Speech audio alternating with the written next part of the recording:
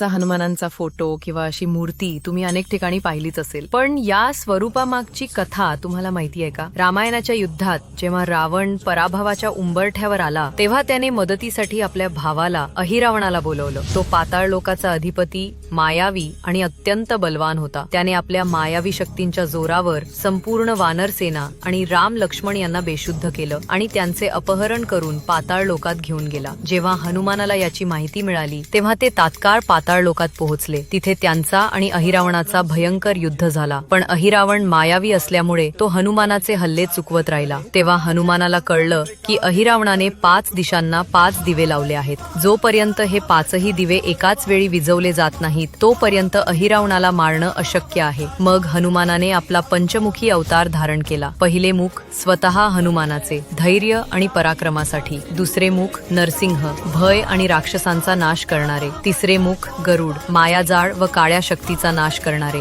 चौथे मुख वराह, संरक्षण आणि स्थैर्य देणारे. 5वे मुख हयग्रीव, ज्ञान आणि बुद्धीसाठी. या पंचमुखी स्वरूपाने हनुमानाने 5ही दिशांचे दिवे एकाच वेळी विझवले आणि अहिरावणाचा वध केला. त्यामुळे श्रीराम आणि लक्ष्मणांची सुटका झाली. पंचमुखी हनुमान आपल्याला शिकवतात की आयुष्यात कितीही अडचणी आल्या तरी धैर्य गमावू नका. प्रयत्नांना शक्ती द्या, योग्य निर्णयांसाठी बुद्धी वापरा, ज्ञान मिळवत राहा आणि नेहमी सकारात्मक राहा, कारण हीच ती 5 मुखं आहेत जी प्रत्येक माणसाला यश, शांती आणि समाधान देतात.